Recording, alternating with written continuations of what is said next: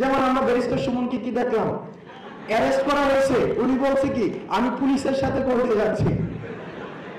তাইলে দেখেন ইয়ার পরে রুশ বিপ্লবের পরে যেটা হয়েছিল, ওখানে যারা হচ্ছে মানুষকে কিডন্যাপ করতো, বাসা থেকে উঠায় নিত, মানে যারা হচ্ছে এনফোর্স ডিসঅ্যাপিয়ারেন্সের সাথে জড়িত ছিল, ওই গ্রুপটার নাম দেওয়া হয়েছিল ডিপার্টমেন্ট অফ প্রোটেকশন। অর্থাৎ তারা এনফোর্স করে ডিসঅ্যাপিয়ারেন্স করবে, টেলিভিশনে নিউজ আসবে যে ডিপার্টমেন্ট অফ প্রোটেকশনের আন্ডারে নিয়ে আসছে। তাহলে দেখেন মানুষের পারসেপশনটা কিন্তু আস্তে আস্তে ইউফেমিস্টিক হয়ে যায়। যেমন আমরা ব্যারিস্টার সুমনকে কি দেখলাম, অ্যারেস্ট করা হয়েছে, উনি বলছে কি আমি পুলিশের সাথে করতে যাচ্ছি। তাইলে দেখেন আপনি শব্দকে দেখতে হবে, শব্দকে গুরুত্বহীন করে দেওয়া, মিডিয়াকে গুরুত্বহীন করে দেওয়া, ওলামাদেরকে গুরুত্বহীন করে দেওয়া, অ্যাডমিনিস্ট্রেশনকে গুরুত্বহীন করে দেওয়া, বিচার ব্যবস্থাকে গুরুত্বহীন করে দেওয়া, সুশাসনকে গুরুত্বহীন করে দেওয়া, গণতন্ত্রকে গুরুত্বহীন করে দেওয়া, এই যে সবগুলো কিন্তু গুরুত্বহীন করে দিয়েছে। তার মধ্যে ভুলটা কোথায়? ভুলটা হচ্ছে যেই ক্লাস্টার গুলো এই ফেসিবাদকে প্রতিষ্ঠিত করেছে, আইরনিক্যালি আমরা এই গণতন্ত্র প্রতিষ্ঠিত হওয়ার ভাগটা আমরা তাদেরকে আবার 5ই আগস্টের উপরে আমরা দিয়েছি।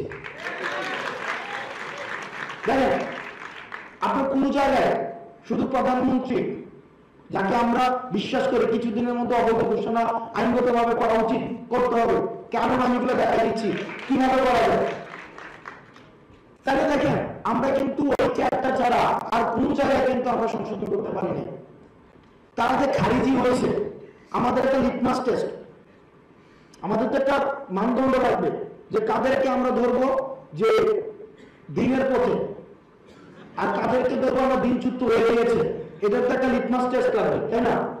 তো এটা লিটমাস টেস্ট, একটু আগে আমার যে ছোট ভাই জাহিদের সাথে কথা হচ্ছিল, এটা লিটমাস টেস্ট অনেকগুলো হতে পারে।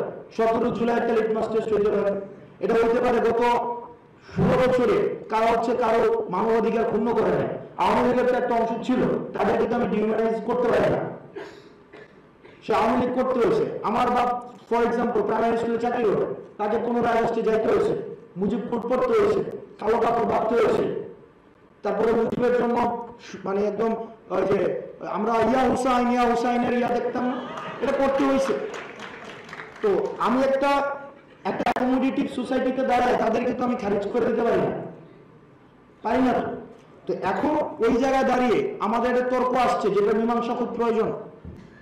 সেটা মীমাংসা হচ্ছে আমি ওই মানুষগুলাকে, আচ্ছা এক নম্বর বিষয় সেটা হচ্ছে এটা কিন্তু এটা ধরে নেওয়ার কোনো সুযোগ নাই যে এখানে যেহেতু আমরা এক সারিতে আছি তাদেরকে মিডিয়াতে দেখা হয়, ফেসবুকে অনেক ফলোয়ার বেশি,